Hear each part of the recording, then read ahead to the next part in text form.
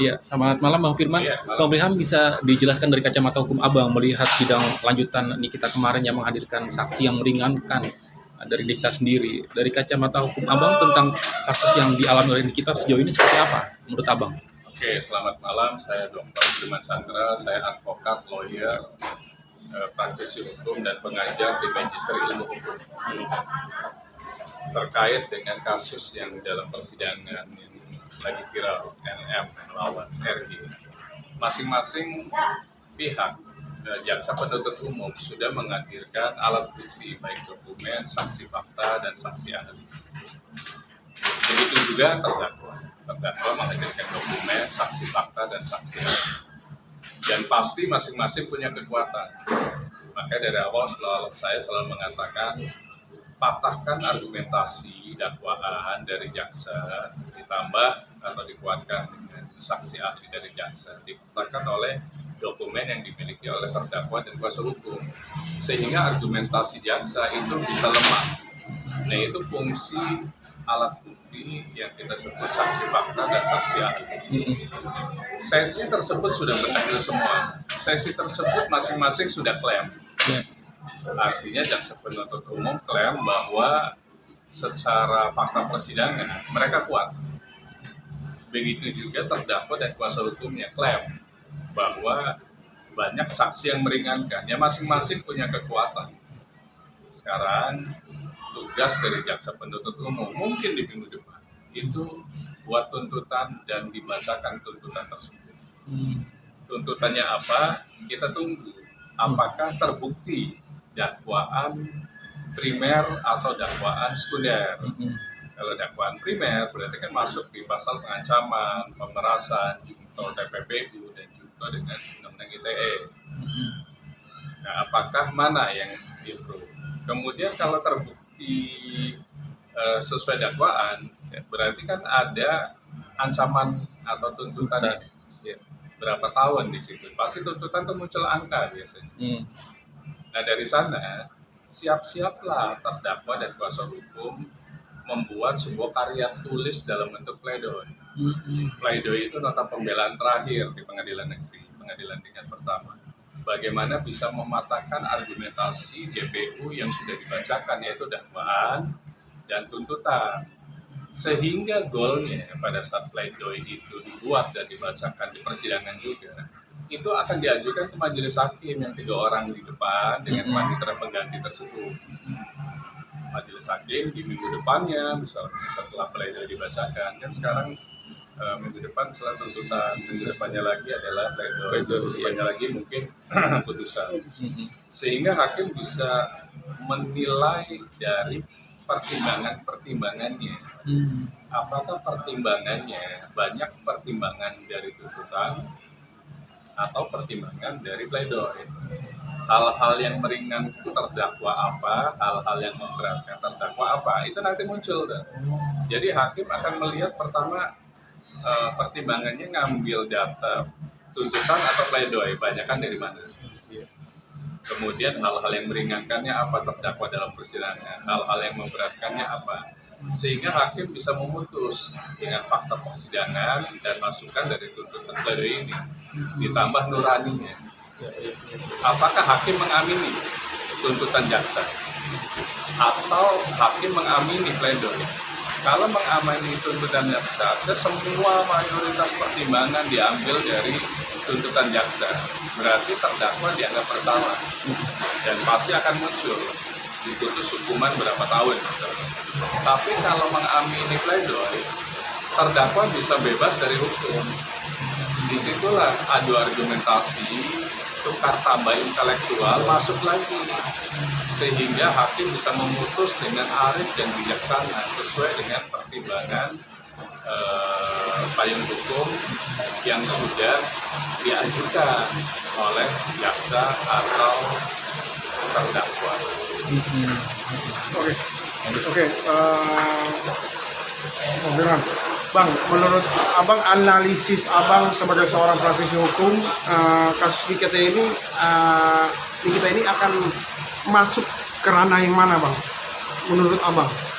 Kalau masuk ke ranah yang mana, pasti kan pertama adalah nunggu putusan majelis hakim. dimulai dari nunggu pembacaan tuntutan dulu nih. Kita nggak boleh mendahului putusan. Jadi tuntutan, setelah tuntutan, pledoi, baru putusan. Tinggal masalah lainnya, itu pasti akan menjadi LP yang berbeda. Misalnya ada dugaan suap, dugaan gratifikasi, itu dilakukan oleh aparat penegak hukum yang berbeda, bukan yang sekarang. Kalau sekarang fokus saja di dakwaan, pemerasan, pengancaman, undang-undang TPPU dan undang-undang ITE. Fokus ke situ. Yang lainnya itu nanti LP yang terpisah, termasuk misalnya ada gugatan-gugatan gitu.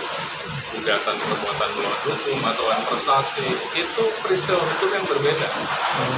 Sekarang kita harus pilah. Pilahnya apa? Fokus dari dakwaan dan tuntutan terkait dengan pengancaman, pemerasan, undang-undang TPPU, junta, undang-undang ITE. Fokus di situ. Nggak bisa dicampur-campur. Karena apa? Kalau dakwaan sudah dibacakan di persidangan oleh JPU, itu nggak boleh ditambah-tambah lagi. Misal ada pasal suap, ada pasal pencurian, ada pasal penipuan, itu nggak boleh. Supaya hakim juga memutusnya fokus di situ. Jaksa memutusnya fokus, menuntutnya fokus.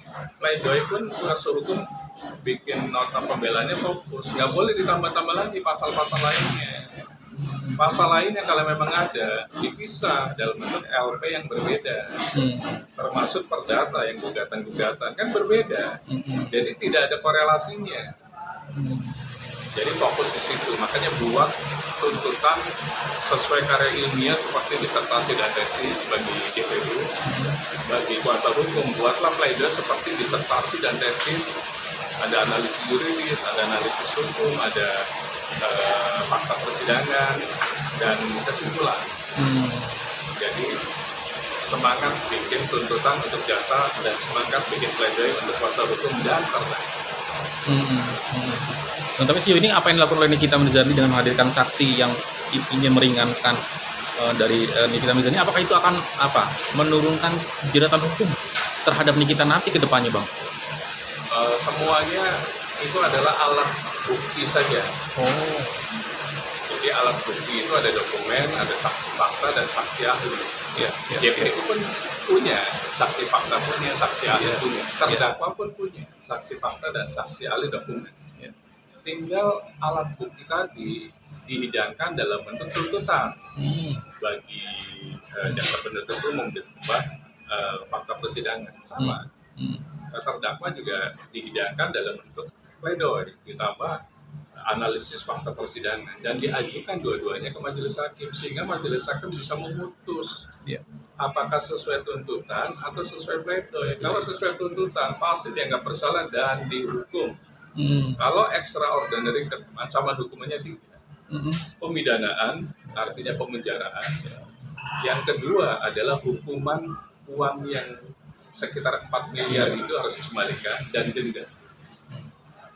Jadi berat memang kalau extraordinary crime itu. TPP itu persis kayak korupsi. Yang ancamannya hukumannya juga tinggi 20 tahun. Nah, pledoi gimana caranya harus bisa mematahkan. Makanya saya bilang tadi, sekarang saatnya duduk di depan laptop untuk membuat analisis yuridis dalam bentuk karya ilmiah masing-masing. Iya. Mungkin langkah-langkah yang Abang lihat dari Nikita untuk bisa memperingan hukumannya atau menunjukkan fakta yang terjadi kalau sebenarnya RG juga bersalah, apakah itu juga akan membalikkan fakta kalau nanti RG juga bisa terjerat hukum dan bisa nggak ada nggak nyambung. Itu kan hal yang berbeda. Makanya saya bilang tadi dakwaan itu sudah ngunci. Nggak bisa namain pasal gitu. Pasal penipuan, pasal pemalsuan, pasal misalnya formulanya BPOM dan lain-lain nggak nyambung. Jadi fokus saja di situ. Kalau memang ternyata ada dugaan-dugaan tindak pidana, bikin LP yang berbeda. Itulah konstruksi hukum yang dianut Indonesia, Prancis dan Belanda, namanya Eropa Continental Justice System. Mungkin ada saran dari Abang untuk Nikita untuk memperingan hukumannya atau seperti apa? Ada nggak langkah-langkahnya seperti apa selain Abang bilang tadi di depan laptop berpikir atau bikin pledoi yang seperti apa? Kalau meringankan banyak cara, mulai dari sopan di persidangan, hal-hal lain yang memang ditunjukkan di persidangan, karena hakim kan manusia juga, dia bisa memutus dengan fakta dan nurani. Jadi hal-hal yang memberatkan semestinya dihindari waktu kemarin. Harusnya muncul hal-hal yang meringankan. Nah itu yang menjadi pijakan majelis hakim. Sekarang kita tunggu tuntutannya apa dari jaksa penuntut umum, sehingga pledoinya bisa membantah tuntutan itu. Jadi kita nggak boleh mendahului amar putusan dari majelis hakim. Biarkan saja majelis hakim pun masih menunggu apa sih yang mau dituntut oleh jaksa gitu. Kan nggak mungkin dituntutnya A, majelis hakim memutus B. Pasti akan relatif sama. Tapi kalau ternyata mayoritas yang di-approve adalah pledoi, ya bebas demi hukum terdakwanya. Sekarang semuanya berpulang ke majelis hakim. Itu yang harus dilakukan oleh masing-masing pihak. Bang, di sisi lain juga terkait dengan Nikita Mirzani sendiri juga nanti kedepannya akan diminta keterangannya oleh KPK terkait dugaan suap oleh hakim. Nah ini melihat apa kaitan hukum apa yang dijalani oleh Nikita sejauh ini seperti apa abang melihat? Berbeda, dua kasus yang berbeda. Ya. Suap kalau memang betul terbukti, Ya. ada suap ke ASN Ya. atau pejabat negara, memang KPK. Itu fokusnya KPK. Ya. Tapi kan KPK kan bertanya, itu suaranya siapa? Bukti forensiknya mana? Transkripnya mana? Apalagi sekarang zaman AI, orang bisa merubah suara juga. Iya.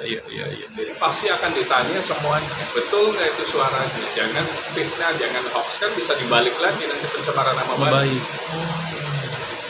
Jadi sekarang fokus saja di sini, yang itu sebagai LP yang terpisah.